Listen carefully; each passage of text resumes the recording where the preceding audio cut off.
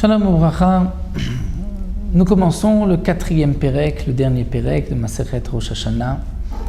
La première Mishnah, Yom Tov Shel Rosh Hashanah Shechal Yot Bashabbat.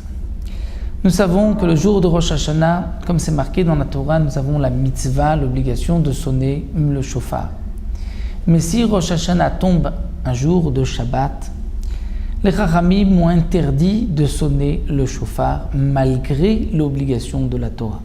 Les Chachamim ont cette possibilité de nous empêcher, entre guillemets, d'accomplir la mitzvah de la Torah, parce que la Torah a donné cette force aux sages, aux Chachamim, de décider de mettre des barrières. Et ici, la barrière est la suivante, que si les Chachamim nous laissaient sonner le shofar, étant donné qu'on ne sait pas tous sonner du shofar, on risque de prendre le shofar le jour de Shabbat, de sortir dans un domaine public et donc de transgresser Shabbat, même 4 amot dans le domaine public pour aller rencontrer un homme qui pourra nous apprendre ou sonner pour nous le shofar. Donc c'est pour cela que les Chachamim, pour ne pas qu'on transgresse Shabbat, ont interdit de sonner le shofar Rosh Hashanah, même si d'après la Torah on a l'obligation de sonner. C'est donc pour cela que les Chachamim n'ont pas interdit dans le Bet Hamikdash, donc Bamikdash Ayu Tokim. Étant donné que dans le Bet Hamikdash il n'y avait pas d'interdiction de Rabbanan, les Chachamim n'ont pas appliqué leurs interdictions dans le Bet Hamikdash même. Donc Yom Tov de Rosh Hashanah qui tombe un Shabbat, en dehors du Bet Hamikdash on ne sonnait pas du shofar, dans le temple, dans le Bet Hamikdash on sonnait du shofar. Aval donc l'Obamdina, mais pas dans le pays. Après certains, c'est-à-dire dans Yerushalayim, on pouvait sonner, mais dans les autres villes d'Eretz Israël, on ne pouvait pas sonner. D'après d'autres, même Yerushalayim faisait partie de la Médina du pays, donc ce n'était que dans le Bet Hamikdash, mais pas dans Yerushalayim. Mishecharav Bet Hamikdash, lorsque le Bet Hamikdash a été détruit, Itkin Rabban Yochanan ben Zakkai. Rabban Yochanan Zakkai a institué Shiutokim bechol makom sheish bo bedin, que même lorsque Rosh Hashanah tombe un Shabbat, on va quand même sonner le shofar, même si on ne sonnera pas dans toutes les synagogues, mais au moins dans tout endroit où se trouve un bedin. Même si le bedin n'est pas fixe dans cet endroit-là, il n'était que de passage, on pourra sonner étant donné qu'il y a un bedin.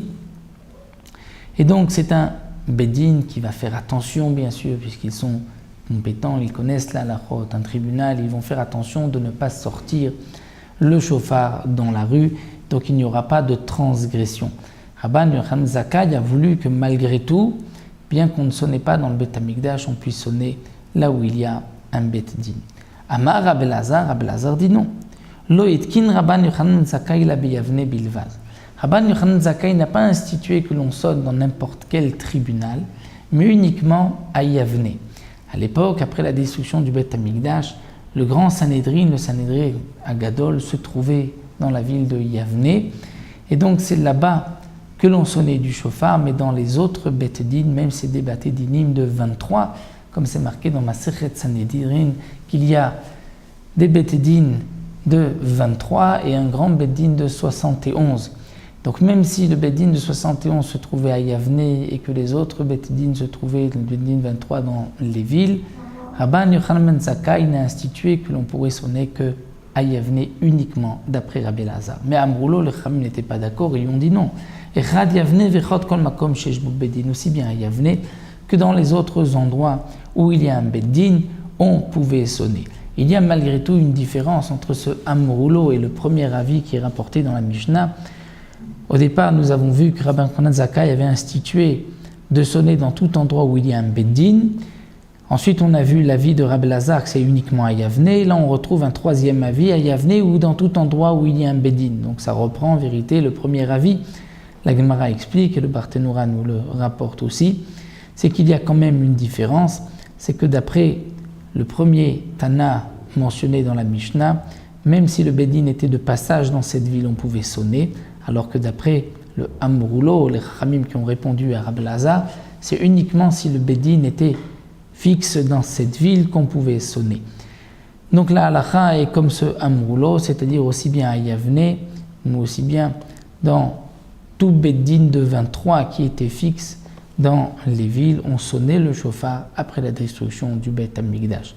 Donc comme nous l'avons vu, Minatora, nous avons l'obligation de sonner le chauffard, peu importe si c'est Shabbat ou un jour de semaine. C'est une interdiction des Chachamim de sonner le Shabbat pour ne pas qu'on arrive à transgresser Shabbat, ce qui est le cas aussi pour le Lulav. Lorsque le premier jour de Sukkot tombe un Shabbat, les Chachamim ont interdit de prendre le Lulav de peur qu'on va le transporter dans la rue. Donc c'est pour cela que les Chachamim ont interdit, mais les Chachamim, dans le Beth Amikdash et dans les Baté Dinim, dans les tribunaux, n'avaient pas interdit. C'est pour la première Mishnah. On poursuivra dans la deuxième Mishnah, avec aussi Yerushalayim et Yavne, comme nous le verrons par la suite.